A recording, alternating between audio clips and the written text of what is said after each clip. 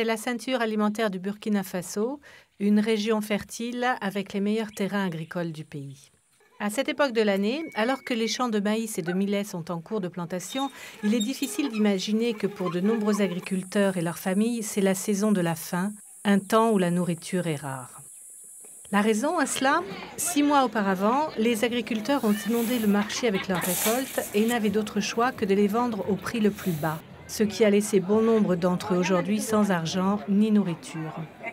Mais désormais, grâce à une idée relativement simple introduite par le FIDA, le Fonds international de développement agricole de l'ONU, les agriculteurs ont non seulement de quoi manger durant la période creuse, mais ils ont aussi de l'argent en poche.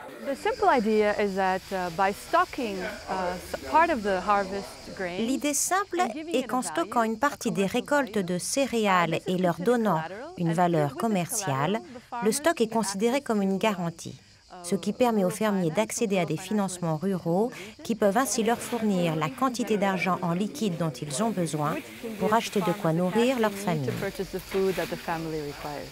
Son stock de 15 sacs de maïs en décembre dernier a constitué pour Louis une garantie pour un prêt qu'il a utilisé pour investir dans ses chèvres tondues par sa plus jeune fille.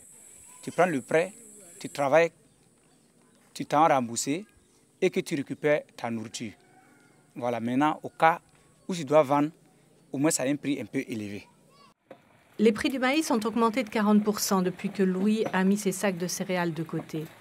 Mais avant qu'il ne vende quoi que ce soit, lui et sa femme Marguerite calculent quelle quantité ils doivent garder pour leur propre consommation. Depuis que nous conservons nos récoltes, il y a toujours de la nourriture pour la famille.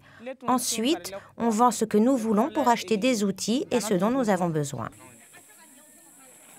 Le projet d'entrepôt et de crédit est dirigé dans le village de Louis par une coopérative régionale d'agriculteurs qui a déjà mis en place 23 entrepôts, assistant plus de 2500 agriculteurs. Vous payez d'abord le crédit. Félicité Kambou est directrice de la coopérative.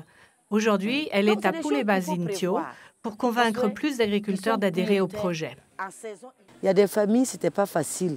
Avant le warantage, à l'heure actuelle, il faut travailler au champ et à midi ou le soir, tu ne sais pas où aller manger. Ou tu manges un seul repas le soir, ou carrément, il y a d'autres qui attendent 2 jours avant de manger. Donc le crédit du même coup, ça occupe la famille et ça fait augmenter le revenu de la famille. À Pouleba-Zintio, l'école locale est pleine. Selon Alain Dabir, président de l'association locale des agriculteurs, cette communauté, qui juste quelques années plus tôt voyait bon nombre de ses familles la quitter, a maintenant un avenir lumineux.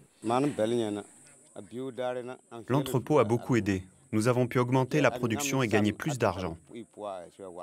Désormais, nous pouvons investir pour nos enfants et leur offrir plus d'opportunités.